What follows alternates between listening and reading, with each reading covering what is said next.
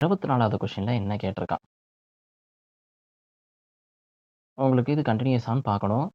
யோட வேல்யூ என்னன்னு சொல்லணும். ஸோ, ஆப்வியஸ் வே தான். சொல்யூஷன் என்னவென்று எழுதணும். Function left hand limit, right hand limit என்னன்னு பார்க்கணும். லிமிட் எக்ஸ் டெண்ட்ஸ் டூ இங்கே 0ன்னு சொல்றதுனால நெகட்டிவ்னு எழுதிருவேன். Then 0 x greater or equal to 0 greater or equal to 0 இருக்கும்போது 0வும் கம்ப்ளீட் பண்ணிக்கிறோம். இதான் நம்ம F2 ஃபங்ஷனு. இந்த காஸ் எக்ஸ். F1 ஃபங்ஷன் வந்து இவன் எக்ஸ் லெஸ் தென் 0 இந்த இடத்துல ஓப்பன் பண்ணிக்கிறேன். 0 இடத்துல இருக்கும் ஓப்பன் பண்ணிக்கிறேன். 0 to மைனஸ் இன்ஃபினிட்டி வரைக்கும் உங்கள் ஃபங்ஷன் மைனஸ் இதுதான் உங்கள் ஃபங்ஷன் F2ன்னு எழுதிப்பேன். ஓகேவா? அதாவது F1 sorry. So, left hand limit தெரிஞ்சுக்கிட்டோம், ரைட் ஹேண்ட் லிமிட் தெரிஞ்சுக்கிட்டோம். இதான் நம்ம லெஃப்ட் ஹேண்ட் லிமிட்டு F1 சொல்கிறது. ரைட் ஹேண்ட் லிமிட்டு F2ன்னு சொல்லுவோம். ஸோ, F1 பொறுத்த வரைக்கும் லெஃப்ட் ஹேண்ட் லிமிட் எழுதுவோம். X into X square minus 2x.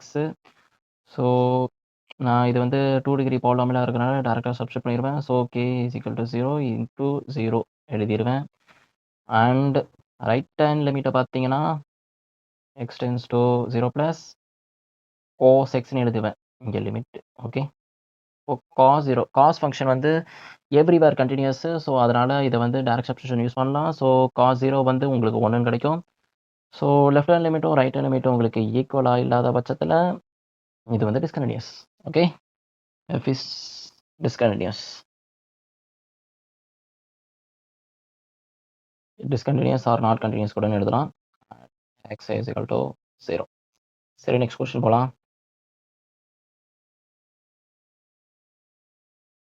இப்போ 25வது கொஸ்டின்ல என்ன கேட்டிருக்கான்? ஃபைண்ட் த வேல்யூ ஆஃப் யோட வேல்யூ கண்டுபிடிக்கணும். அண்டு இது வந்து கன்டினியூயஸா, டிஸ்கன்டினியூஸா நம்ம பார்க்கணும். At a point of x